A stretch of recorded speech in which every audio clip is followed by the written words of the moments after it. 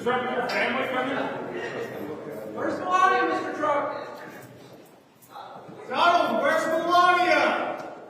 Stephanie Winston-Wolkoff, a former senior advisor to First Lady Melania Trump.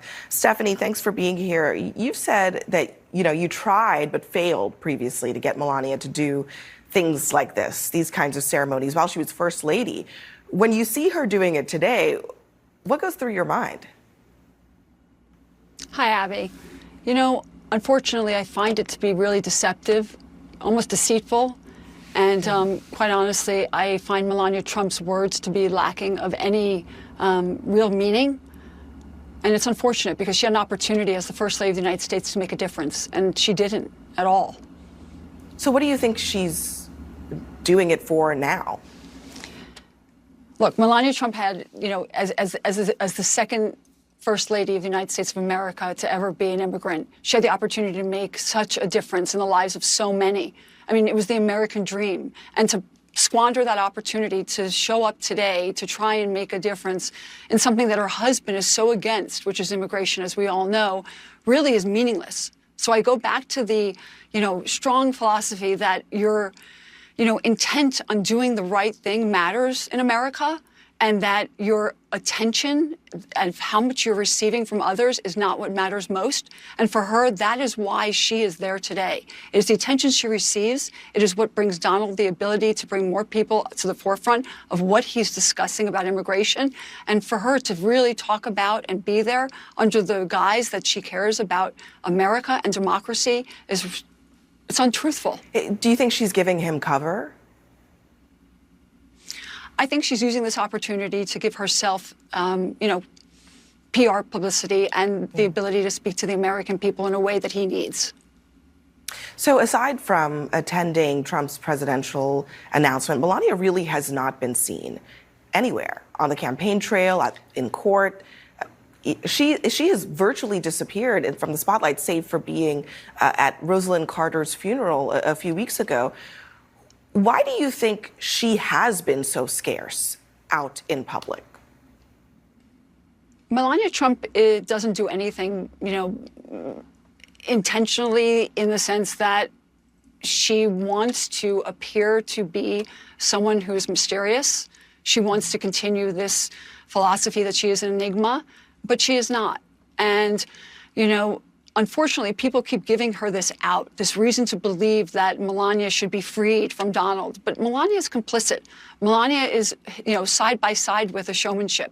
And she is exactly like Donald, just in, unfortunately, a skirt and high heels. So I sit here today as a son. Forget about politics for a second. I've been in that courthouse with my father almost every single day.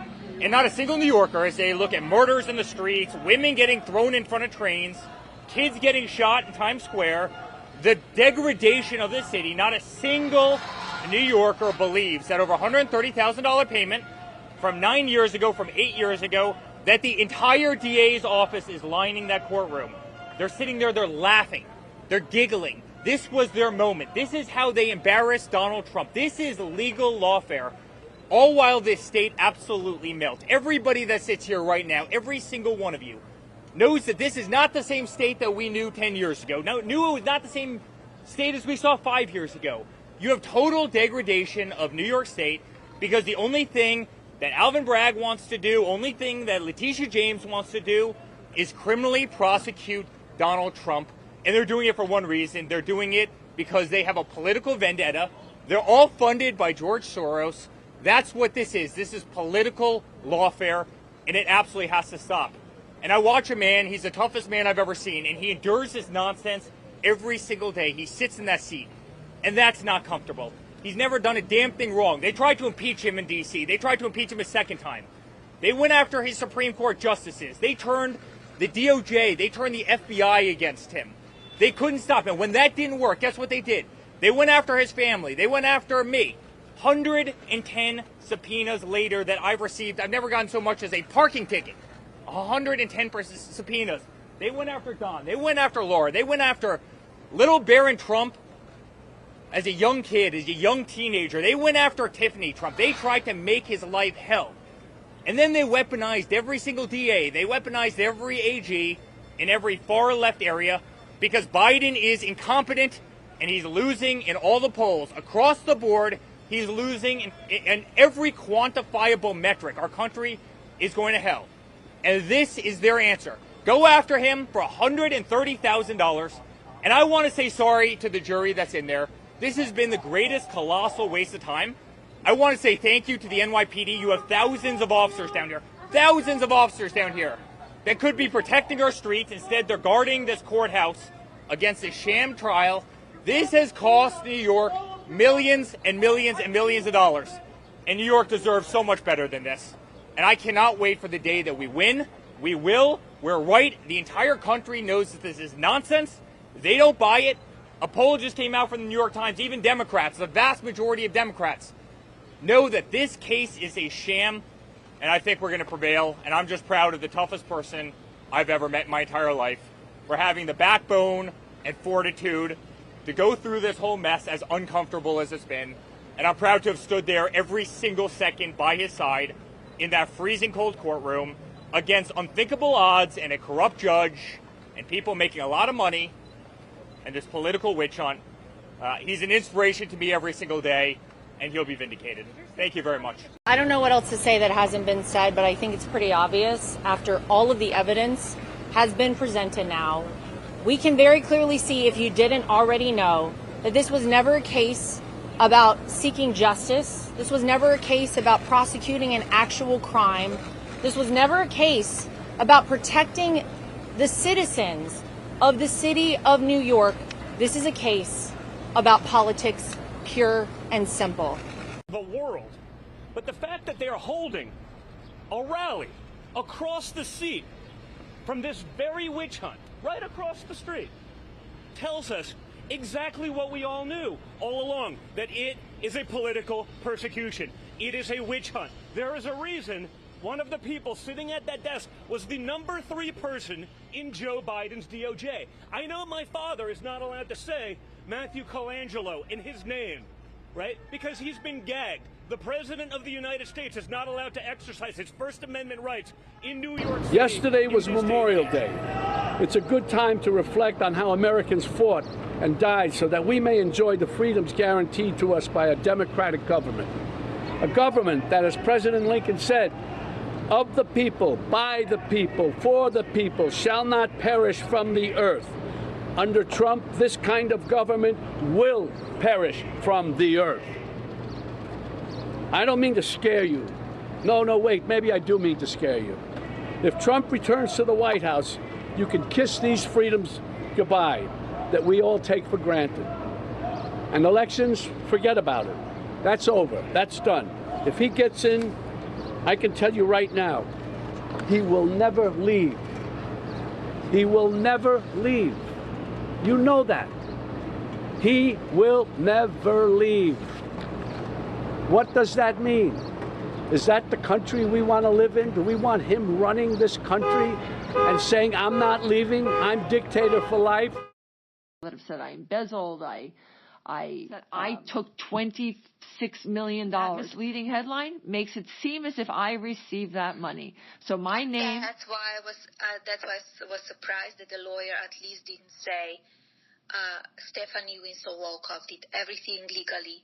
As your lawyer said, it's possible to get for damages the suit. For the last year and a half, what I've done, I've now been fired. I've now been fired. You were fired. Seriously? No, Melania. It was the decision of you, the president, and the White House to literally, yes, fire me. It's not fired. Then what is it? I no longer have any association whatsoever. Fired. Don't be so dramatic, because you were not fired. This came to that because it's politics, and we cannot do anything about it. That they will go after everybody and anything. And if you stay here, they will even go maybe further down. Do you understand what I mean? Yep. Change. The rich people want it, poor people want it, everybody wants change. Our country is really doing poorly. We're a laughing stock all over the world, and we're going to get that change very quickly. And this has been some incredible evening before just... One other interesting courtroom note, these first 2 days, not a single member of the former president's family has been there with him. That includes his wife, Melania. The headline in today's New York Times, Melania Trump avoids the courtroom, but is said to share her husband's anger. More now from our Randy Kay. The Wall Street Journal reporting that a lawyer for President Trump arranged a hefty payment to an adult film star. Why? Because of an alleged sexual affair. When news of Donald Trump's alleged affair with adult film star Stormy Daniels first broke, what did his wife Melania do? She jumped on a plane and headed for Mar-a-Lago in Palm Beach, away from all the drama.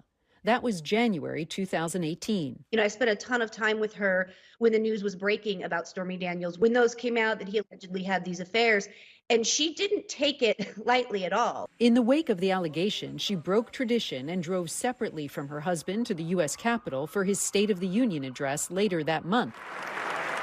The White House at the time said the unusual move was so she could attend a reception with guests in the First Lady's box. But remember, that State of the Union was her first public event since the Wall Street Journal first reported that an alleged hush money payment was made to Stormy Daniels before the 2016 election for her alleged affair with Trump in 2006. That would have been just 4 months after Melania gave birth to the couple's son, Barron. Hello, everybody. Donald Trump has denied the affair took place, yet now finds himself in court fighting allegations that he made payments to cover it up. This is an embarrassment to him with his family and, more importantly, with his wife, Melania. Like the former president, Melania believes the hush money trial is unfair. That's according to the New York Times, which spoke with several people familiar with her thinking. Back in 2018, when the Stormy Daniels story picked up steam, former aide Stephanie Grisham remembers Donald Trump calling her from Air Force One to discuss Melania.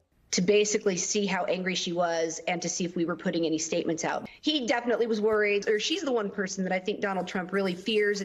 She's also the one person whose advice he may listen to about whether or not to take the stand at his trial. I think behind closed doors, as a husband and wife, she would probably say, look, if you have nothing to hide, take the stand type of a thing. This certainly wasn't the first time Mrs. Trump has had to manage a very public personal drama involving her husband. Nearly 2 years. Mr. Trump, how are you feeling today? Mr. Trump, your family coming? Where's Melania, Mr. Trump? Donald, where's Melania? Ellie, my friend, after that inverted flag was reported, Senate Judiciary Committee Chair Dick Durbin said that Justice Alito should recuse himself from the Trump presidential immunity case and other cases that involve January 6 defendants, but he stopped short of calling for an inquiry. But now, with this news of a second flag, not only is it Durbin, but it's also Senator Sheldon Whitehouse that are requesting a meeting with Chief Justice John Roberts to address a, quote, ethics crisis. Ellie, do you expect Roberts to say yes to actually meeting with them to discuss what's going on in his backyard? John Roberts is the Melania Trump of Supreme Court justices. He really doesn't care. All right. And we know that Roberts does not care about the ethical disaster that is his Supreme Court by Roberts' actions. Roberts is speaking loud and clear when he does things like allow Sam Alito to write voting rights opinions, as he did in 2021 in Brnovich v. Arizona, and as he did this week, in the gerrymandering case brought by the NAACP in South Carolina. Not only does Roberts let Alito write these voting rights opinions, where, of course, Alito denies the voting rights of black and brown people all across the country. No. Not only does Roberts allow Alito to write these opinions, but he released the opinion this week. This case that came out this week from the NAACP, that was argued back in October of 2023. It could have been released kind of any time before the flag controversy, or Supreme Court is probably going to go until just before July 4th weekend. Roberts could have put it in the back pocket and released it in a couple of weeks, hoping perhaps.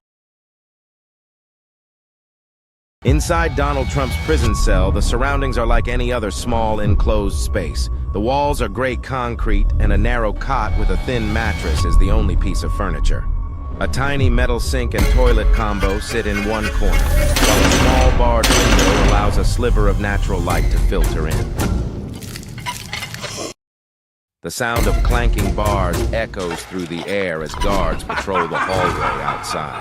What? What? What is... President Trump is 76 years old. He will die in federal prison.